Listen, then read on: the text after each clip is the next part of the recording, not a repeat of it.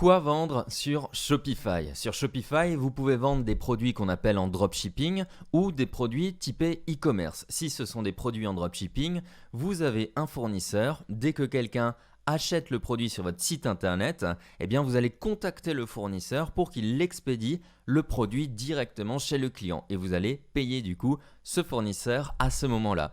Ou bien vous pouvez vendre des produits en e-commerce pur et dur avec du stock que vous avez chez vous, chez Amazon ou chez un autre stockiste. Donc par exemple si vous travaillez avec un artisan, des producteurs locaux, etc., peut-être que vous avez un stock chez vous, vous prenez les produits, vous les expédiez directement chez le client ou avec un service.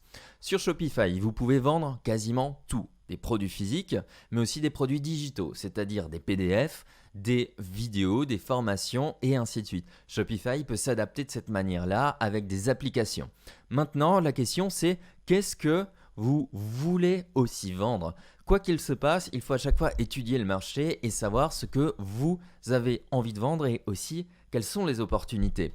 Si par exemple je cherche ici planche surf, cet outil s'appelle Google Trends et ça permet de savoir les tendances, eh bien je sais que si je me positionne en juin jusque fin août, j'aurai pas mal de ventes. Tout simplement parce qu'on est dans une bonne période. Si maintenant je me lance avec des planches de surf alors que j'ai des bons produits et c'est la période décembre, etc., eh bien je vais risquer de moins réussir à vendre et moins faire de chiffre d'affaires. Ce n'est pas forcément parce que le produit n'est pas bon, c'est aussi parce que le marché n'est pas forcément prêt.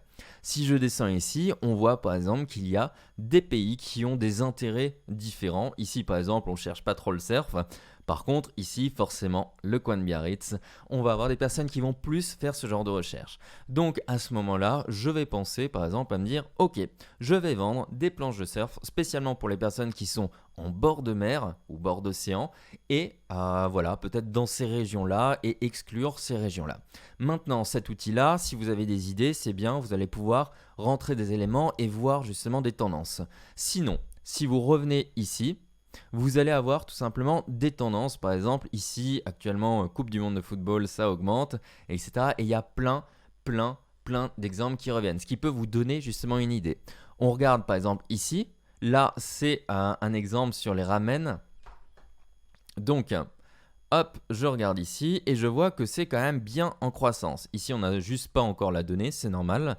La donnée arrivera par la suite et on peut se dire, ok, je vois que le marché des ramen est porteur, je vais vendre et importer des ramen et peut-être tous les ustensiles de cuisine qui permettent de cuisiner des ramen ou vendre par exemple des cours sous forme de PDF, des recettes pour des ramen, etc.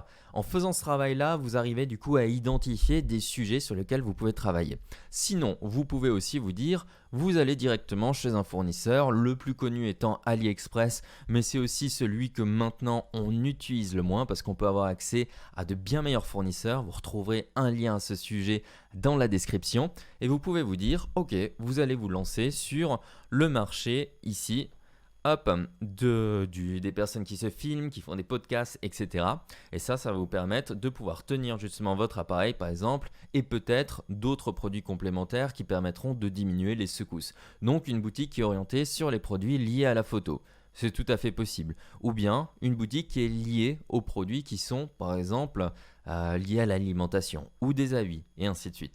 Le truc, ce qui est hyper important, c'est vraiment à chaque fois d'analyser le marché. Peut-être que vous avez un super produit pour les ramen mais que vous êtes lancé à cette période-là et ça n'a pas fonctionné. Tout simplement parce que le marché n'était pas prêt. Maintenant sur ce sujet-là, le marché est prêt. Donc quoi qu'il se passe, la question c'est non pas quoi vendre mais quel marché est demandeur actuellement sur un sujet, quelle problématique je peux résoudre et ainsi de suite. Pour trouver des problématiques, vous pouvez utiliser des outils comme Answer the Public, tapez un mot-clé, vous aurez plein de questions qui vont être listées, vous allez sur Google Trends, vous trouverez plein de choses, soit sinon vous vous baladez sur ce genre de page pour voir qu'est-ce qui se passe. Je vous laisse dans la description aussi des liens d'outils qui peuvent vous inspirer comme Seller Pulse qui vous permettra d'avoir des données et je montre comment l'utiliser, dans le lien dans la description. Ça vous donnera plein d'idées de quoi vendre sur Shopify.